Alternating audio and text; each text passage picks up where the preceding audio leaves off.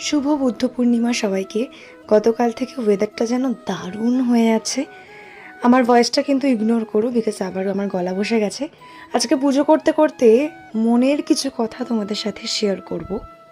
জানো তো, আমি এখন রিয়েলাইজ করছি যে জীবন মোটেও সহজ নয়, প্রতিটা দিন একটা লড়াই।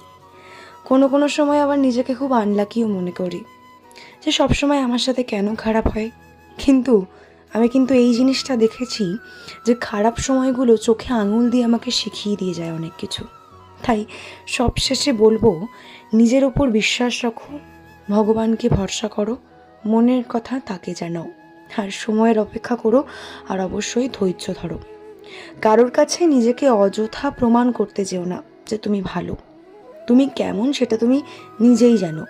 সৎ পথে থেকে নিজের কর্ম করে যাও, ব্যাস। বাকিটা সমাধান করার জন্য কেউ না কেউ ঠিক আছে, যে আমাদের উপর প্রতিনিয়ত কিন্তু ওপরে বসে নজর রাখছে।